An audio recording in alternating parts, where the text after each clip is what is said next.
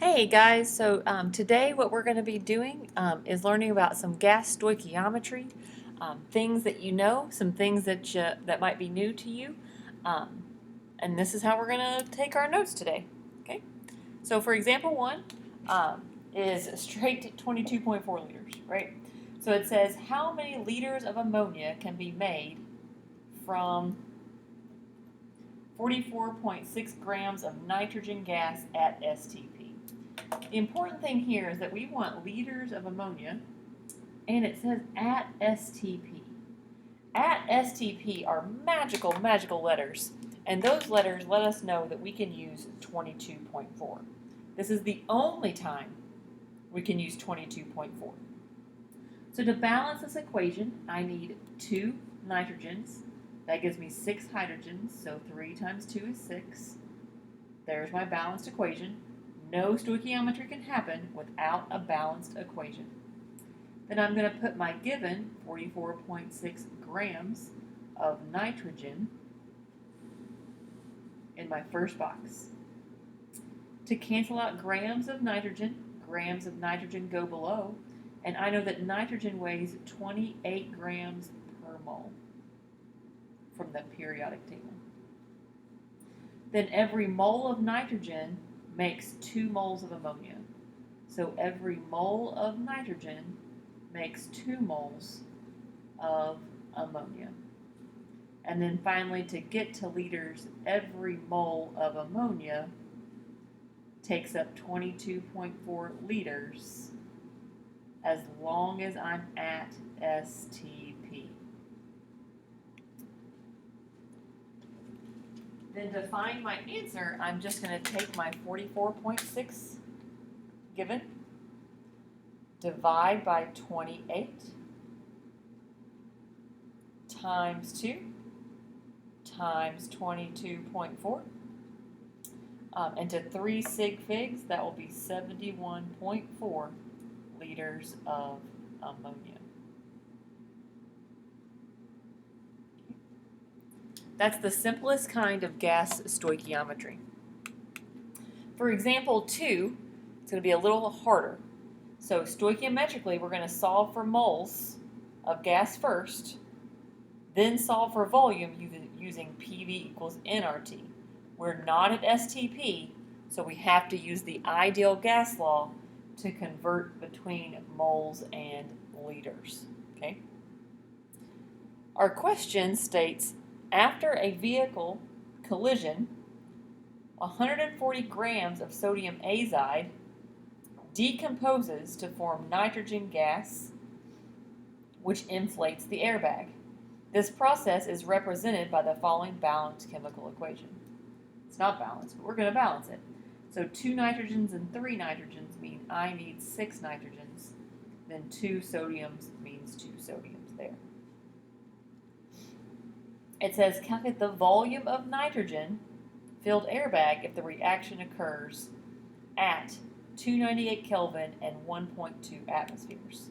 So we have a different temperature and a different pressure than at STP like before. Because of that, I'm going to still start with my 140 grams of sodium azide.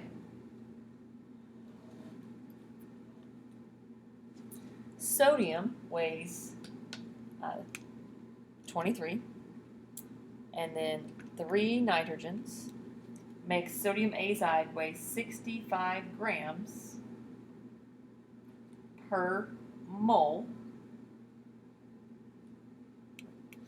Sodium azide is in a 2 to 3 mole ratio with that nitrogen gas. So for every 2 moles of sodium azide, I form 3 moles of nitrogen gas. Now, where before we used 22.4 liters, I can't do that here. I'm not at STP. I can't do this last box. So I have to stop at moles of nitrogen. 140 divided by 65 times 3 divided by 2 is 3.23 moles of nitrogen. This is my N. I've got a P and a T, so I have to use PV equals nRT to turn these moles of nitrogen into liters of nitrogen at non-STP conditions. So my pressure is 1.2. My volume is what I'm looking for. My moles is what I just found from my stoichiometry. My R units match my atmospheres, and my T is already in Kelvin.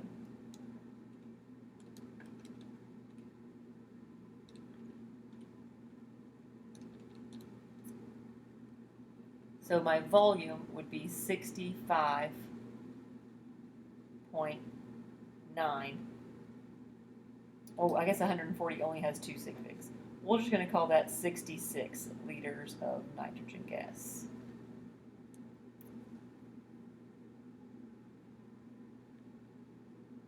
Okay.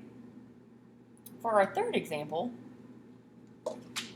it says we're going to solve for moles of gas using P equals nRT, then use stoichiometry to solve for a given unit for the second chemical. So it says in photosynthesis, carbon dioxide gas and water combine to form glucose and oxygen. How many grams of glucose can be made from 3.5 liters of carbon dioxide at 0.989 atmospheres and 17 degrees Celsius? So again, I have a pressure and a temperature that are not STP.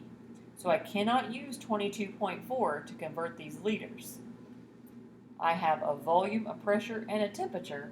So my first step this time is to use PV equals nRT.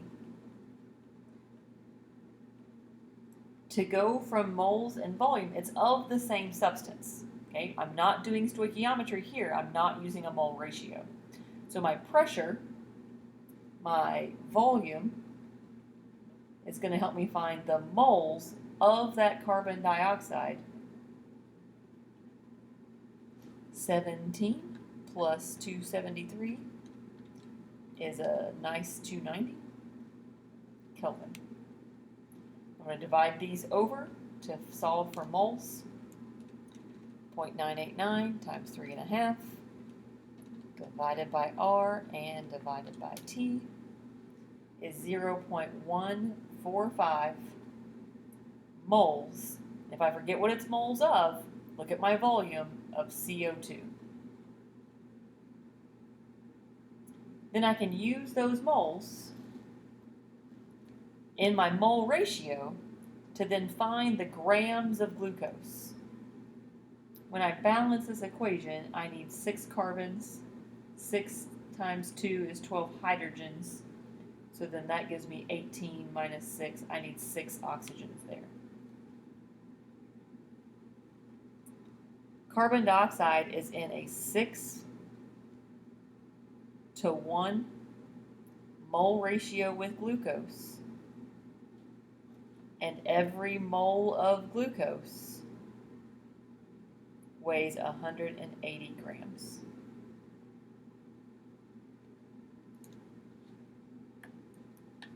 My moles cancel, and I'm left with what I want, which was grams of glucose. So then from my T-chart,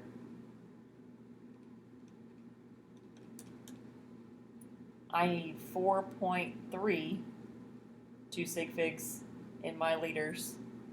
I guess that does make it 4.4 grams of glucose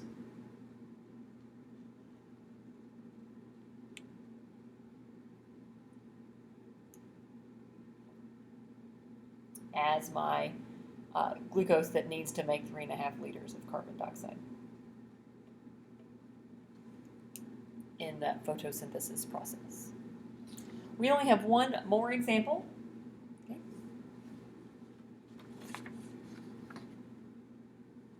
Example 4 states if calculating liters to liters, all other measurements cancel out, and you can just use a molar ratio. As long as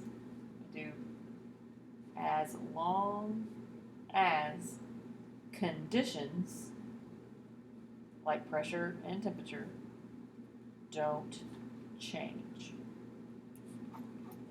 Okay. So if I have ammonia reacting with oxygen to produce nitrogen monoxide and water, this is a fun one. So one nitrogen, right? 3 hydrogens and 2 hydrogens. I'm going to write this kind of light because I know what's going to happen.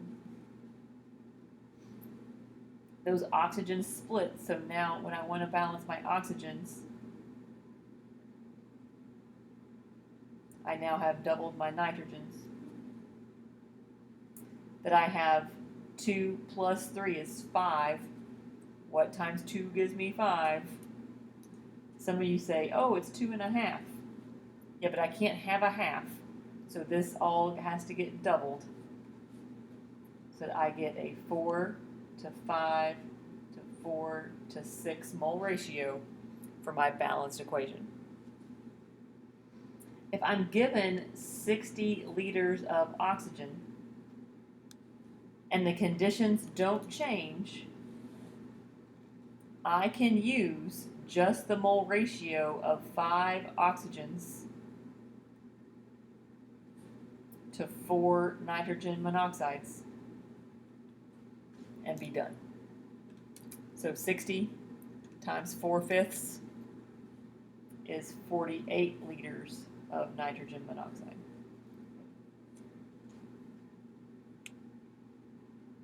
This only works if they're staying at the same conditions, okay?